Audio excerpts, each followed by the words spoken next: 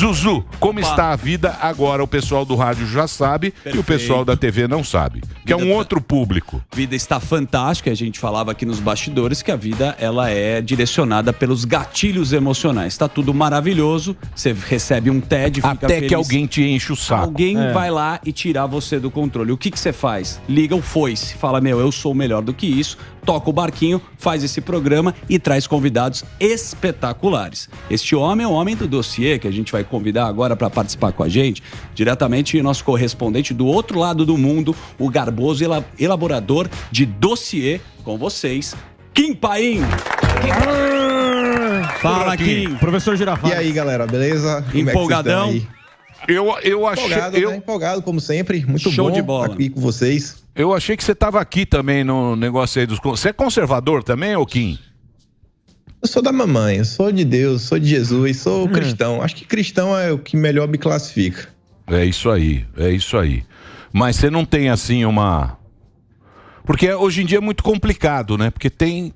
Rótulos. Eu considero o cara mais conservador, isso que você falou, que é um cara mais ligado à família, à religião, é um cara assim, um cara normal, digamos assim. Não é um revolucionário, ele não está muito preocupado com essas pautas que você está aí. Pô, se tá. Pauta identitária, ele não está muito... Ele está mais preocupado com o trabalho dele. Sim, segurança.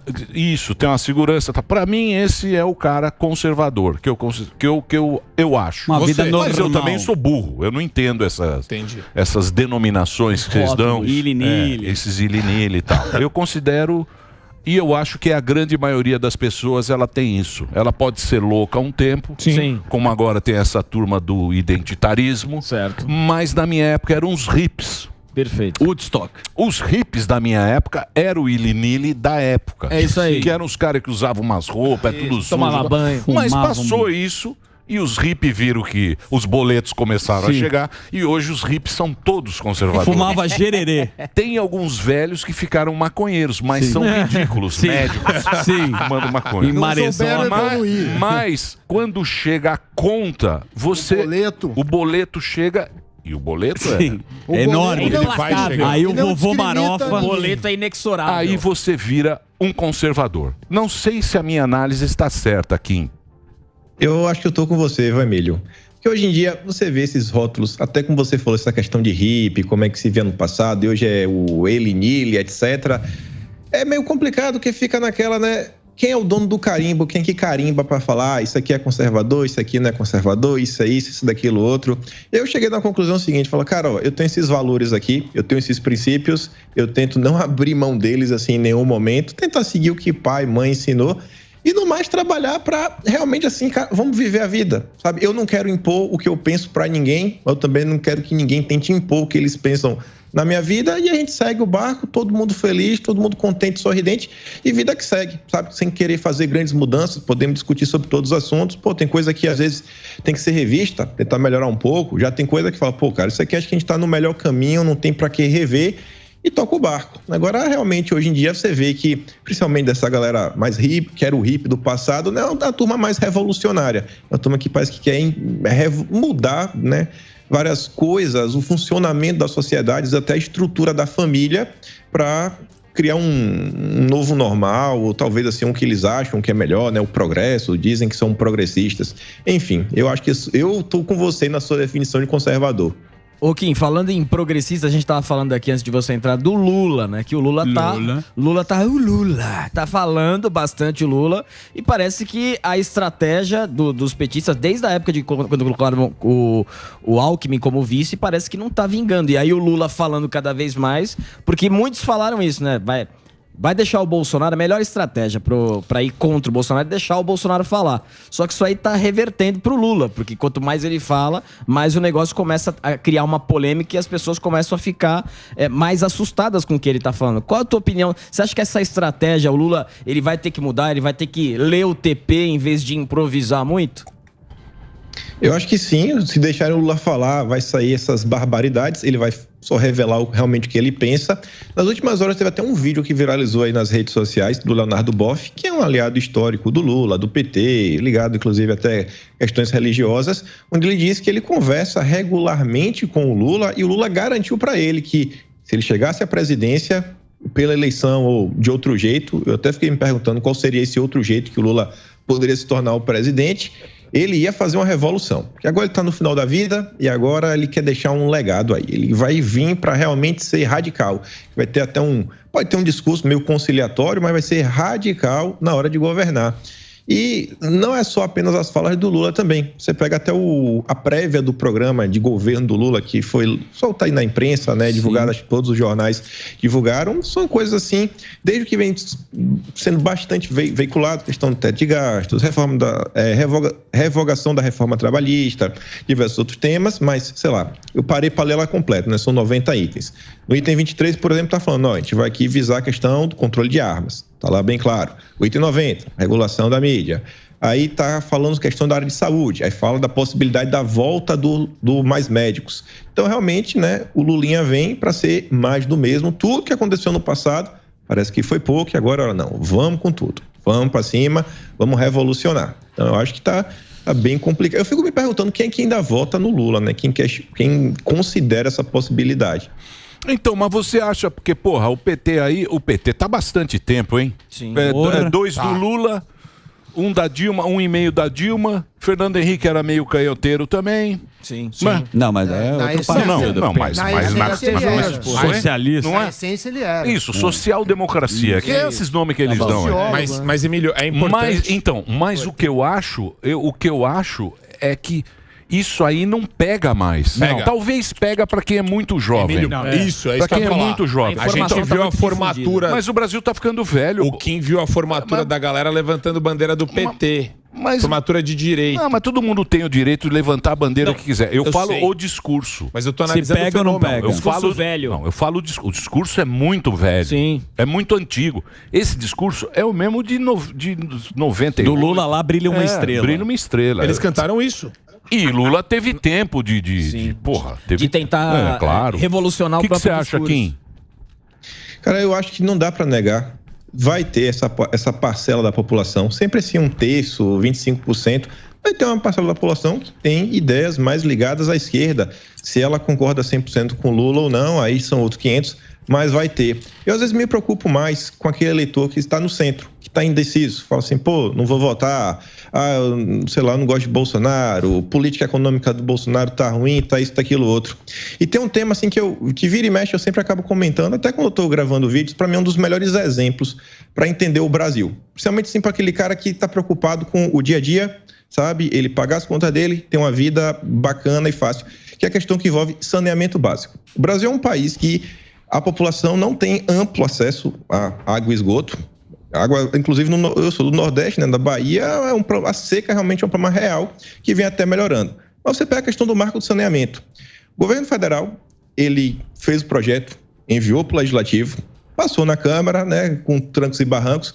Quando chegou no Senado, os senadores criaram uma solução sensacional. Eles criaram um artigo, colocaram o famoso jabuti, que existe na política brasileira, que falava o seguinte: a gente vai aprovar a lei, mas vai dar um intervalo aí de 2 anos para todos os governos do estado rever os contratos e eles terão a possibilidade de renovar os contratos por até 30 anos. Ou seja, não ia ter marco do saneamento.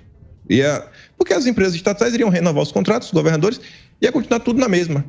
Aí isso foi, se não me engano, em julho de 2015. Posso estar errado, lá para dia 15. Teve na matéria, em todos os jornais, o antagonista fez a cobertura, teve até áudio vazado do Tasso Gereissati. Aí Bolsonaro, ele vetou, ele aprovou a lei, né, e vetou esse artigo 16, que é travar tudo, que a ideia do marco de saneamento é você democratizar o mercado para o investimento privado poder entrar na economia e, cara, vamos construir água, esgoto, gerar emprego, reduzir problemas de saúde. Dizem que por ano 300 mil pessoas vão para hospitais desde doença básica como cólera até alguma coisa mais grave. Tudo ligado à falta de esgoto, além de mau cheiro, etc. Aí Bolsonaro foi e vetou esse artigo. Aí veio o Tasso Gereissati, isso é um absurdo. Isso aí, o governo deu um tiro no pé, vou trabalhar para derrubar o voto. Aí o Alcolumbre falou, semana que vem a gente vai ter que discutir para a gente ver o que a gente vai fazer para derrubar esse veto. Para derrubar esse veto aqui do presente, que isso aqui está ruim. Ou seja, não conseguiram derrubar o veto, a iniciativa privada conseguiu entrar, mas ainda assim, eles tentaram derrubar. O investimento que se fazia no passado era em torno de 5 bilhões, pulou de 5 para 50, 10 vezes mais. Obra, todo mundo já deve ter visto, envolve inúmeros pedreiros, encanadores, eletricista, o cara que dirige o caminhão, Aí a tia que vende prato feito, PF, ela já está vendendo para os caras que estão ali na obra, a economia está girando e, ainda que não tenham derrubado o veto, a esquerda judicializou. Levou para a justiça para tentar resolver. Então, assim, para mim esse é um dos maiores exemplos, porque é um projeto que melhora o meio ambiente, melhora a economia, melhora a saúde, sabe? Assim, não tem perdas. Não é uma questão que a gente pode discutir, mas o ICMS, vai faltar arrecadação. Não, é uma coisa que só tem ganhos. Mas a galera tem que jogar contra. Por quê? Porque, aí você vai estar tirando o poder do governador, né, de indicar o cara que trabalha ali na concessionária de água, esgoto, e às vezes trabalha perto da população, ajuda a manter uma base eleitoral, né, o curral eleitoral do cara, não pode ser desse jeito. Então, assim, eu olho pro Brasil na situação e falo, cara, olha o que está acontecendo. Não é nem só falar do Lula, olha o que está acontecendo. Sabe? Olha as mudanças que vêm acontecendo. Você vai querer colocar o Lula, a esquerda, que exatamente que trabalhou para derrubar, que depois que a turma do Tasso, do PSDB, não conseguiu derrubar o veto, eles judicializaram. Ainda pior, é isso que vocês querem de volta para o Brasil? Assim, eu acho muito complicado. Eu queria... o Brasil é uma paróquia difícil da gente entender mesmo. É muito difícil. Queria falar com você a respeito de Sérgio Moro, que hoje deu depoimento. Hoje ele falou sobre o seu futuro político, disse que estou muito feliz de estar de volta a Curitiba, de volta ao Paraná, e que vai ver o que vai fazer aí. Falou da esposa que vai manter aqui em São Paulo, né? E eu queria saber de você por que o Sérgio Moro tem aceitado assim passivamente, ele que bateu o pé e falou que ia ser um candidato aí à terceira via, à presidência da República, e agora está aceitando passivamente qualquer cargo que for conveniente, onde ele achar que ele consegue se eleger. Cara, isso é uma questão muito interessante mesmo, porque é muito além do Sérgio Moro, e acho que é um problema que a gente vem tendo no Brasil hoje. O crescimento, às vezes até chamo, brinco, né, de caciquismo político. O pessoal até discute a implantação do semipresidencialismo, mas a política brasileira, ela está ficando cada dia pior, porque é o seguinte, você vê que você tem no Congresso, você tem 513 deputados, 81 senadores, e essa turma aí que em tese vai fazer todas as nossas leis, vai julgar várias coisas, vai sabatinar indicações do presidente da República e diversas coisas. Só que o que acontece? Vamos pegar um exemplo bom, você pega o PSD, que tem na frente o Kassab. Ele não é político, ele não é nada. E aí, na hora que o cara vai ser candidato, quem que vai bater o martelo no final vai ser lá o diretório estadual, etc., mas sempre tem um alinhamento, né, com o topo. Ou seja, se o político que já está na máquina, os dirigentes partidários falar, você não vai ser candidato, o cara não vai ser candidato. Pode procurar outro partido, mas vai ter que ter um partido. No final do dia, quem vai decidir o caminho que o cara vai seguir é o partido. E a política brasileira não tem a candidatura avulsa, e, paralelo a isso, foi implementado no passado o fundão eleitoral, que é um problema absurdo, junto com a cláusula de barreira. Ou seja, você não pode ser candidato avulso. A gente tem uma cláusula de barreira, que a cada eleição que passa fica mais difícil o partido ele ter acesso, por exemplo, a recursos como o fundão. Você pode ter o partido danico, mas não vai ter acesso a fundo. E aí como é que você paga o aluguel do partido? A secretária, a faxineira, o papel A4 que você compra na impressora. Então, cada vez mais tem que ter mais deputados, mais e mais deputados. Ou seja, você vai afunilando, para chegar no cenário, que acho que é o cenário que eles desejam, tem ali 6 partidos, 7 partidos, você vai ficar, no final do dia, né, subalterno ao dirigente partidário. E ele que vai falar quem vai e quem não vai. E todo o dinheiro da política, não existe, dinheiro mais privado, basicamente. O grosso do dinheiro vem do fundo eleitoral. E agora, 6 bilhões, quem decide aqui são esses 6 dirigentes partidários, e eles tocam a política do jeito que eles quiserem. Não querem nem agora ter cargo, nem mais nada. O caso do Moro não é só isso, envolve também, né, uma falta de tato político por parte dele. É um cara que ficou agora bem assim, como é que posso falar, né? Ficou bem complicado dele, assim, ficou com a estampa de traidor. Ele foi traindo aí várias pessoas no processo político, nos últimos 4 meses, 2 partidos diferentes. Tentou ir por São Paulo, uma mudança muito estranha, porque ele era vice-presidente do Podemos lá no Paraná, e aí 2 meses depois ele estava já disputando por São Paulo. A turma falou que ele foi para União Brasil por causa do fundão, que era muito maior, chegou a dar as entrevistas que o Podemos não estava honrando alguns compromissos, ainda teve até uma disputinha meio que judicial, que a turma lá que o Moro contratou para fazer uma parada de marketing, não tinha recebido o Podemos, e aí ficou aquela confusão inteira, e agora está aí. Tá aí, dependendo aí do União Brasil, tem gente até do próprio União Brasil lá no Paraná, que já entrou com pedido de impugnação da filiação dele, o pessoal falando, o Moro ele se registrou aqui no partido com o endereço que o TRE de São Paulo falou que é fraudado, então ele não poderia, a filiação dele não poderia nem estar valendo para o partido, ele teria que se refiliar. E fazendo isso, ele não iria cumprir o critério dos 6 meses que tem que ter para você poder ser candidato, ou seja, nem poder participar das eleições. Então, mostrou que no final do dia, política, ele não sabe fazer. Pode saber ganhar dinheiro, né? Ganhou quase 4 milhões e meio de um ano, mas política ele não sabe. Sim. Muito novo, né? Tem muita raposa velha. Mas é isso que você falou. O problema do Brasil é esse, né? Porque, por exemplo, você pode ter o pensamento de esquerda ou de direita, todo mundo tem o direito de ter a sua opinião. Sim. Isso aí é livre pra gente escolher, né? O cara que quer mais benefício social, tal, ele vai pra esse lado mais canhoteiro, o outro que quer mais é isso. Você tem esses dois lados. Mas aqui... O problema é que tem os donos dos partidos, que é isso que o Kim tá falando. O partido é do cara. Cacicão. O partido é o cara e ele que determina. Então a população ela fica perdida, porque você fica perdido em pensamento, entendeu? Por isso que aqui também você vai no nome. Você vai no nome do cara. Que é o que o Bolsonaro, ele fez o nome dele. Hoje em dia você tem o antipetista e o bolsonarista. Ele é popular. Acabou, o resto você nem sabe. Conhece. Qual é o partido do Ciro? PDT. Pouca gente sabe que é o PDT. Pouca gente sabe esquerda, que é o PDT. Canhota agressiva. Você entendeu? Então você não sabe qual é o partido que o cara tá. Você quer ver uma coisa que também não tem partido, Emílio Surita? É o dinheiro. O dinheiro não é nem de direita, nem de esquerda. E a gente estava falando aqui que os economistas lançaram um manifesto em apoio ao Lula. A gente acha que esses economistas são do PT. Mas eu queria saber do Kim, que ele fez algumas investigações aí das instituições financeiras. Os caras estão do lado de quem e por quê? Cara, eu não fui assim a fundo de instituição financeira, mas o que dá para ver é o seguinte, notícias da própria grande imprensa, que durante os governos petistas, eles tiveram lucros recordes.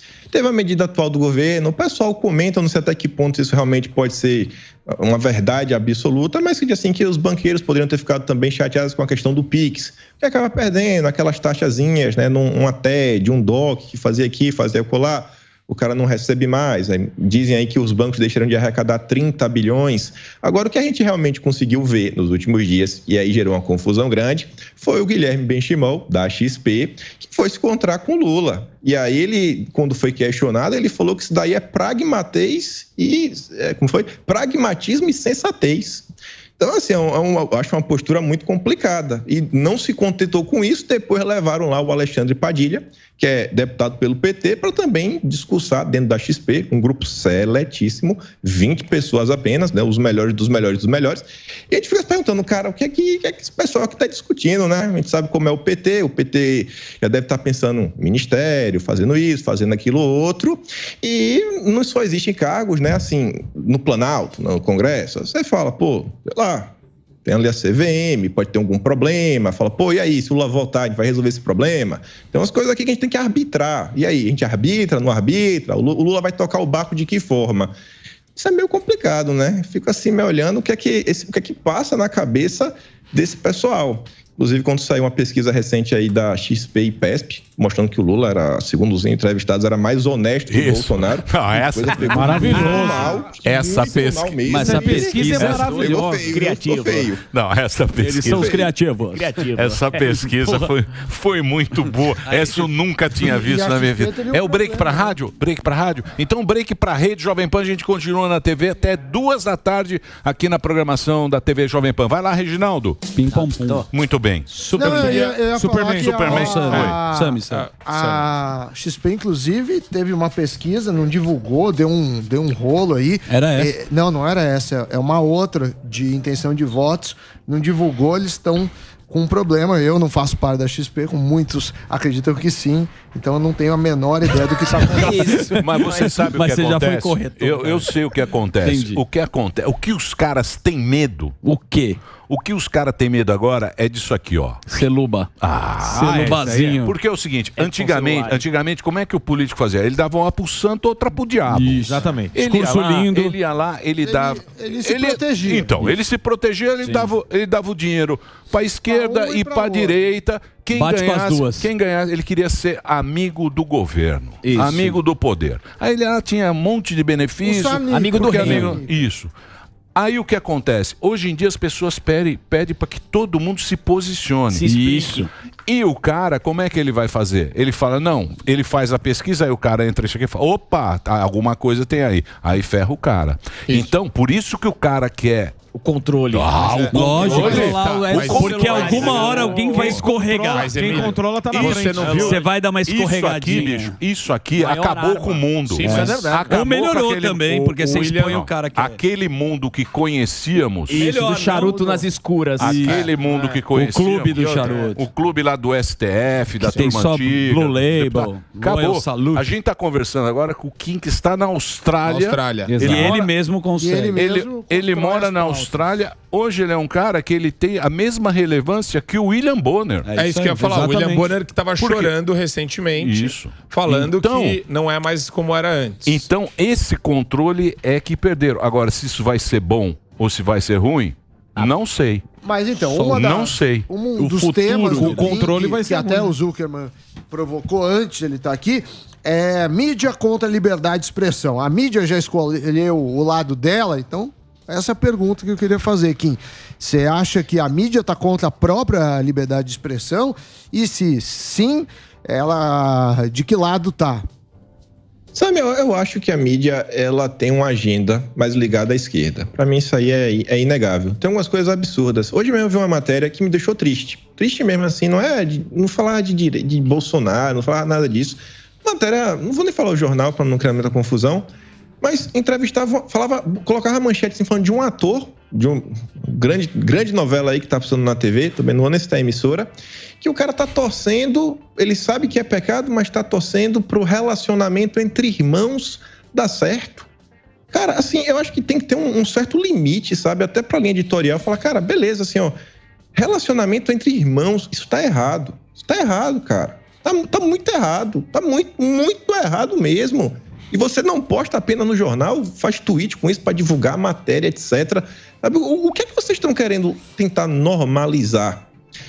E aí, tirando essa questão, você traz mais para a política, eu vejo diariamente que tem algumas matérias que eu paro assim, leio, eu falo, bicho, aqui tá meio estranha essa matéria, tá parecendo que tá tentando gerar um fato jurídico para, sei lá, um político pegar a situação, judicializar e fazer alguma confusão. Não sei se a todo momento tem impressão, não, temos que calar essas vozes, temos que voltar a ser como era antes. Sei lá, estava todo mundo em casa, a família junta, ouviu que estava na TV e acabou. Não, a população tem que ter mais direito de poder se pronunciar, etc. Eu entendo que realmente o smartphone também é um problema. Eu mesmo sou xingado por diversas pessoas o dia todo, não queria ser xingado, mas isso acontece. E eu também tenho certeza que pessoas de outros espectros políticos também são xingadas, também recebem lá, sei lá, um monte de groselha todos os dias nas suas timelines aí ao redor das redes sociais.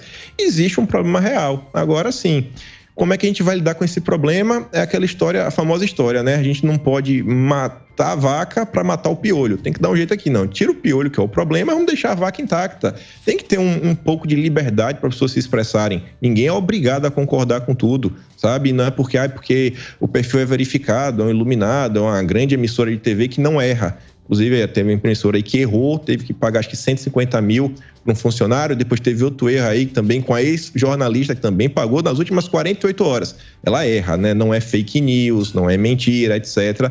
Parece que esses termos, eles só são utilizados quando a pessoa ela tem um lado mais à direita do espectro político. Centro-direita já se torna mentira, fake news, etc. Já quando é da turma mais iluminada, mais à esquerda, erramos, uma gafe, né? Não, aí tá valendo tudo.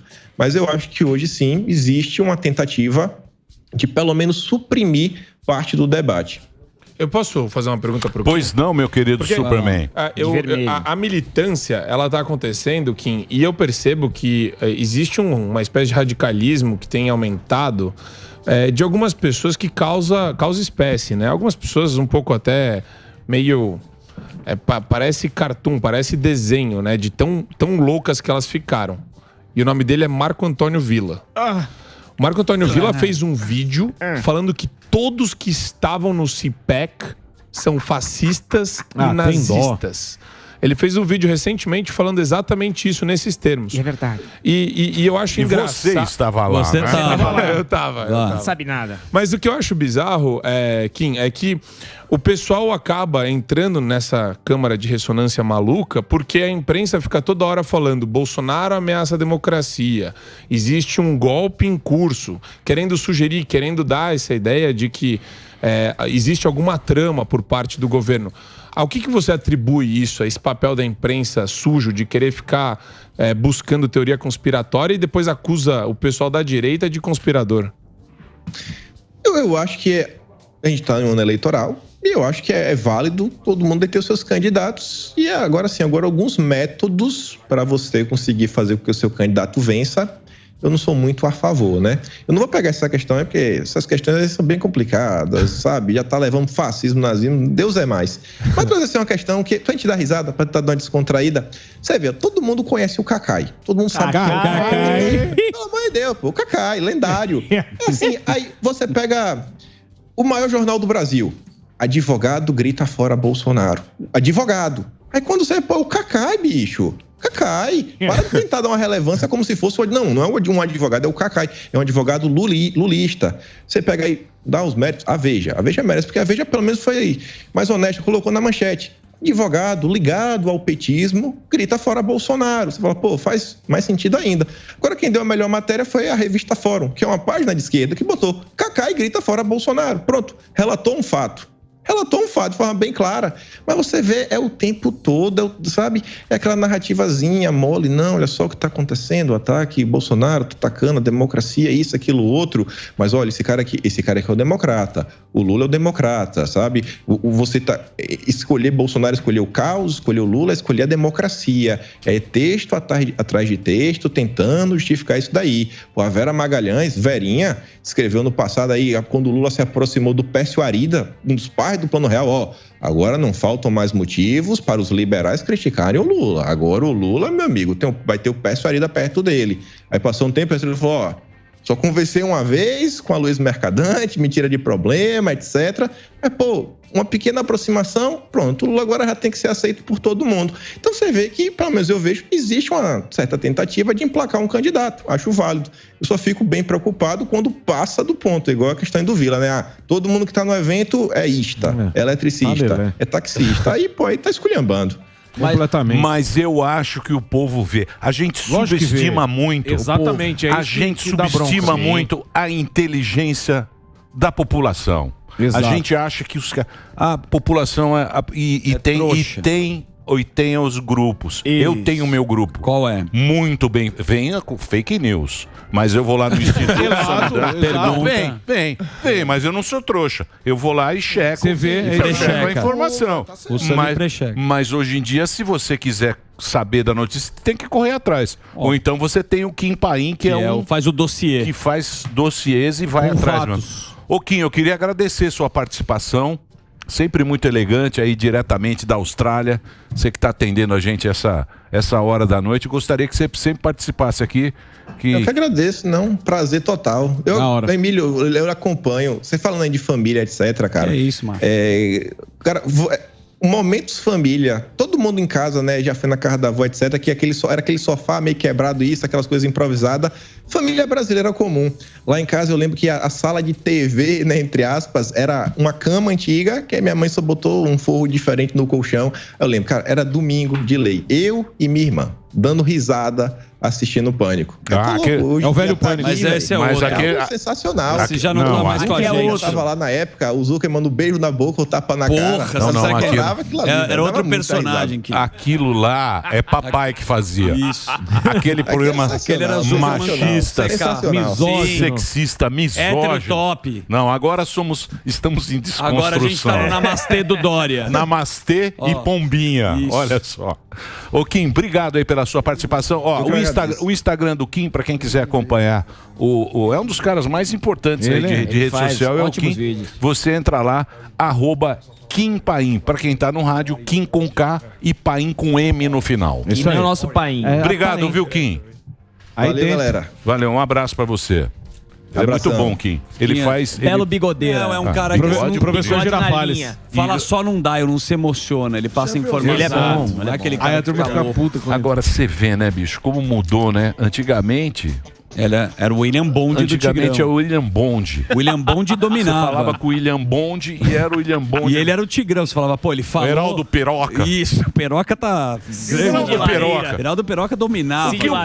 O que Heraldo Peroca falasse, você repetia no dia seguinte. Exatamente. Hoje em dia você tem o Calvão Camparim, tem um monte de gente e tem muita opinião diferente. E tem gente que não aceita Não, e um isso. cara desse, o presidente retuita, o cara... Mas a questão do Kim não é nem questão só de opinião, né? Quando ele faz os dossiês, ele traz fatos, prints, ele liga as coisas e solta os vídeos. E Isso sempre que- muito respeitoso. Exato. Igual ele E nesse foi aqui. tom, hein? Tranquilo. Nesse tom tranquilo. Aí a turma fica brava. Muito Belo terno. Do Kim. belo terno. E bela bigodeira. E um belo bigode. Champions League, né? sim. Bela orelha também. Tomar uma xícara de café. Orelha. Champions League. Sim. A orelhuda. Champions Uma League xícara. total. Ele Deixa eu é falar- padrão Champions League. Deixa eu falar nas sério costas, com ia ser vocês. um anjo.